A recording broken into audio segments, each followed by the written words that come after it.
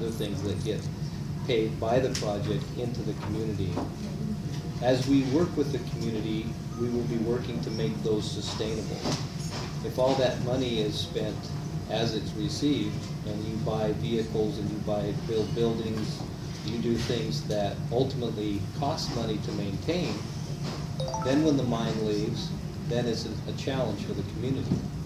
The concept of sustainable development is that you don't spend all of that money today, and you don't spend it all on things that cost the community money. You have to take a portion of that and put it into sustainable projects, be it other types of businesses that could support the mine, but then also are viable businesses after the mine's done. That there are rainy day funds that are established, that there are sustainable projects, so that when the mine leaves, the community still has those benefits and can sustain them over the long term. And that's our commitment. That's what we'll be working with the community to do. And eventually, the town of Pantukan will be no doubt a city, maybe one of the model cities in Mindanao.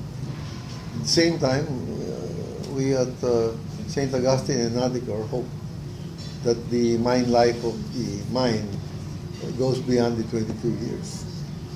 That by that time we would have explored and drilled the other areas within our claims. We hear of cases where the mining company becomes a little greedy and accelerate the production so that the mine life would shorten. And so the benefits would also be shortened. We don't want to happen. We don't want that to happen also.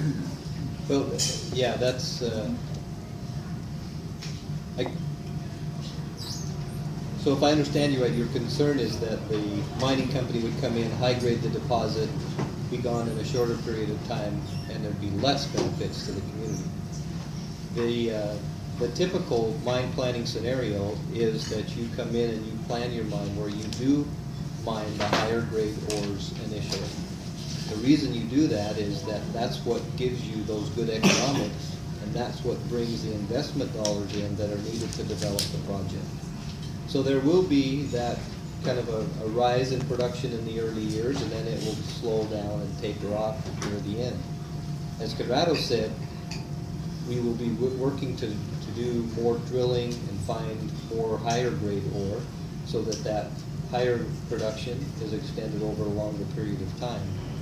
But even in that lower production years, the project's very viable because you've paid off the bank, right? You've paid off that initial capital, so now you're primarily covering your operating costs. It would be our commitment to add the most value to our shareholders and to bring the greatest amount of benefits to the community to continue to operate the mine through those latter years. Ambassador, if you accelerate the production, would that need legal approvals? As a lawyer, sir? I'll ask our lawyer here. I'm sorry, you're asking whether you need approval? Yes, government approval to accelerate the production and in fact shortening the mining life. No, well, generally you don't need legal approvals for that, no. But of course, you'll have to work with whatever plans you have submitted with the DNR for the life of the mine. As a part of the permitting process, the Mines and Geoscience Bureau requires a declaration of mine project feasibility be submitted and approved. The mine plan is a part of that process. As we move forward with the mine, they require us to have a 3-year work program. So any changes to that 3-year work program as we advance do have to be approved by MGB. So there is a process. I don't know the legal aspect of that, but there is a process for MGB but it's would not a approve. formal approval though. I think your question is well-founded based on past practices. But I think the mining companies such as St. Augustine and others that we will deal with no longer practice anything that you would consider inimical to the people or to the country. And you'll see that everywhere, even in South Africa now. They've reformed substantially. I go to South Africa recently, and when you look at their practices, it's quite impressive, although they still have labor problems. Australia is the same story when you go there. So I hope that you'll change that mindset because they're not like they used to be. So I was going to say that the King deposit is largely a porphyry system, and what if you look at and Clive would know better than me from the industry point of view, but if you look at the big copper porphyry mines in the world, what you tend to see is that they produce much longer than the original mine plan, and that's because and it's important to look at the deposit here. All of the drilling which has been done in the current pit area, all of that is finished in ore, so there's more copper and gold lower. All of the drill holes to the north and the east in the pit area are still in ore, so we know the deposit extends to the northeast, and there have been a few other drill holes elsewhere in the tenement. So whilst this is a mine plan based on the existing drilling, almost certainly this will turn out to be a much bigger deposit that will be mined for much more than 22 years. And what tends to then drive the economics, and we see this with a number of the big open pits in North America, is the big challenge for this project, like all mining projects, is the capital to actually build the project. Once you have built it, then you can mine lower grade material because you don't have to raise the capital to build the infrastructure. So once you have the port, once you have the power plant, you don't have to raise money again to continue in production. So you can mine much lower grade material profitably from year 25 through to year 50.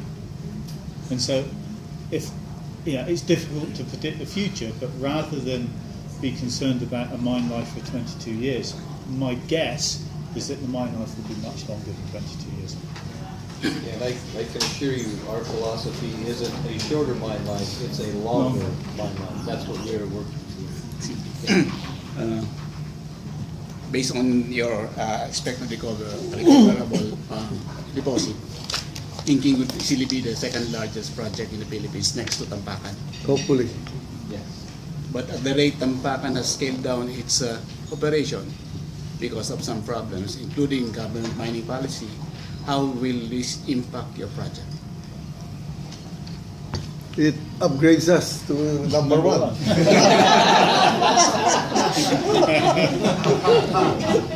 And,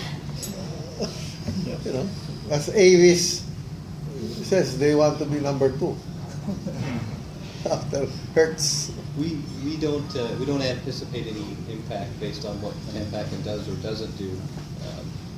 Of course, what they do is outside of our control, but we feel like that with the announcements that we've given over the past 6 weeks, that we're clearly in a very good position to move King forward. And as we do that, and we begin to bring the careers, economic benefits to Pantucan, to Compostela Valley, and to the Philippines, I think that the people will really see where this type of a large-scale, responsible mining activity benefits the community, the province, the nation significantly. Looking forward to the Philippines being able to see that. And my guess of Mr. Callaghan's comment, I like number 2 to number 1. The reality is that we will only know which one is number 1 and which one is number 2 when, I'm afraid, probably none of us will be around.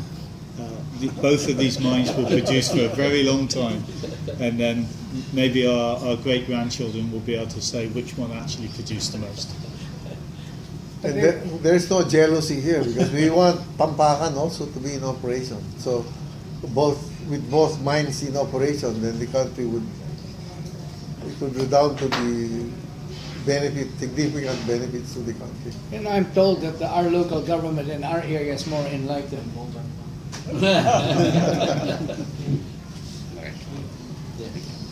Sir, how are you dealing with the three major issues that are haunting the industry right now? One, you have a security issue, and then you have the regulatory environment, And number three is the public acceptability of mining projects. These are all problematic areas, concerns.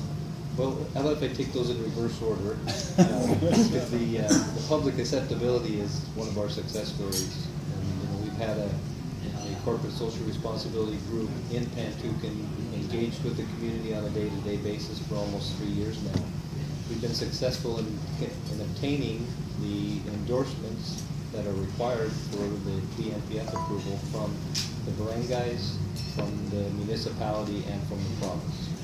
We're only required to have 2 out of 3, but we have 3 out of the 3, and all 5 barangays have endorsed our project. So we're very encouraged about our project acceptability. But that's something that doesn't end because you have the endorsements. That's something that we'll work at throughout the various phases of the mine, the development, construction, operation, and decommissioning and closure phases. With regard to the security, security is a challenge. We're on Mindanao Island, there's no secret there. What we've found is that as we work closely with the community and with the indigenous people in the area, that we have less challenges from a security perspective. And again, our ability to work with the community, to help them to feel some of the benefits of the project early on, has helped us with security-related matters. We're very encouraged about maintaining that same relationship going forward with the same results. So the second one's the regulatory. I'll maybe share a few thoughts. I'm sure the others have thoughts on the regulatory, but there are some challenges out there. EO 79, because we had the MPSA, wasn't as big of an impact on us with the exception of the revenue sharing bill. And quite frankly, if the country goes overboard in adjusting the tax or royalty or however that revenue sharing bill may get adjusted, they could kill the project. Those economics have to be robust in order to be able to raise the amount of capital and funding that's needed to build the project. Otherwise, working with MGB, EMB, others through the regulatory permitting process, we've been encouraged with the responsiveness of the agencies and the assistance that we have. We feel like we have a good working relationship that will help us advance to attain the various elements that are in the project. So we have to have the new tax regime in place before you can go to investors to raise tax. We're moving forward. And I think the mere fact that St. Augustine's come in already tells you that we're moving forward. And the investors, I am told, and I don't know who they are, but I'm told by Ian that once he's talked to and to Clyde and Tom Henderson, is they're very interested. Always aware that there's still pending legislation, which hopefully will be resolved after the PDAF and DAP is resolved. I can't see it being resolved in Congress until that's resolved. And you're hoping that there will be a six-year income tax holiday. Yes. Yes. Yeah, we are hoping that that's a possibility. It makes a big difference in the economics. Without it, I think we had a very meaningful meeting with Secretary Camacho recently as far as the executive side is concerned, and I think we expressed the desire and said, okay, come up with whatever you want in terms of taxes, etc. But please remember, the investors want a return on their investment. We have to make a profit. And I think clearly he agrees with that sentiment. I mean, what Secretary Purisima. Yeah. And he, together with the Secretary of Trade, I think is coming out with a proposed bill. But it is a very good